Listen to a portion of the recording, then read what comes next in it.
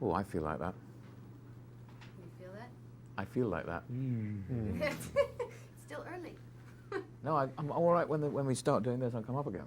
Oh, well, that's... Just go down between and up again. In between Just like scenes. that That's thing. In right. between scenes. Have you seen the completed film? We have Twice. seen. Twice? Okay. Stand by. Stand by here. Okay? Go. After you watched the completed version, what were your feelings as just a movie goer of the experience? I was delighted. I was delighted because what I'd hoped would happen, having made my contribution, did happen.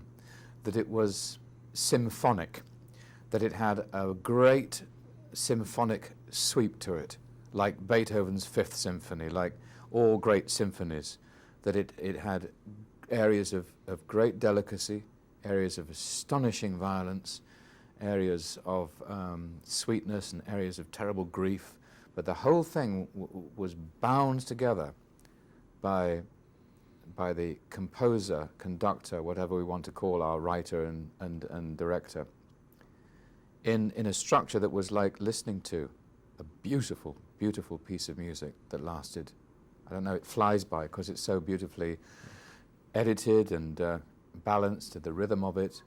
Excuse me. So I was thrilled.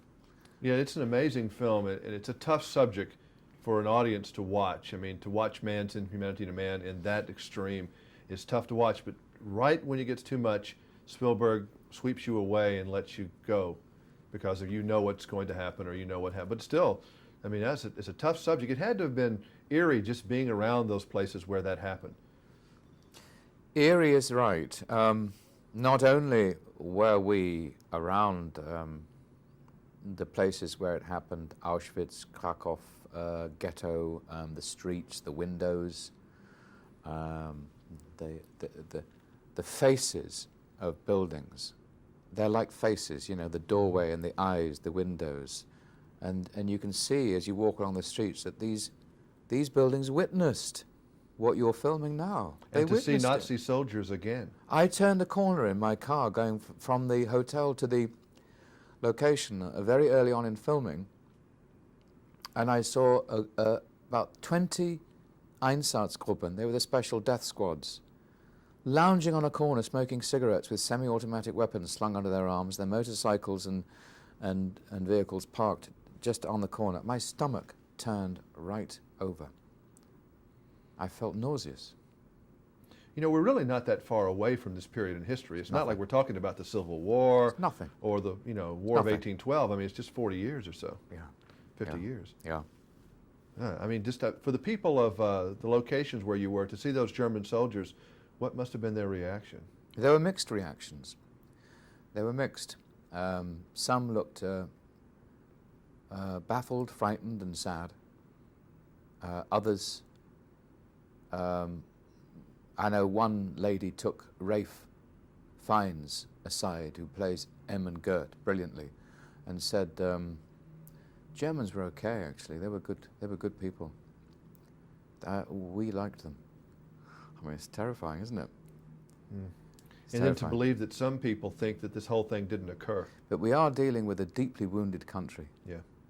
Poland is profoundly and deeply wounded. And I don't think we can expect a deeply wounded country to be able to talk articulately and logically and cleanly and clearly about its past, not for a while. And I think telling stories about that period of history compassionately and honestly is the first step towards confronting, grieving, and then healing. Do you think the Academy will finally give Steven Spielberg what he's deserved for too many years, an Oscar for this one? Well, I'm a member of the Academy. All I can say is that I shall use my vote carefully and wisely.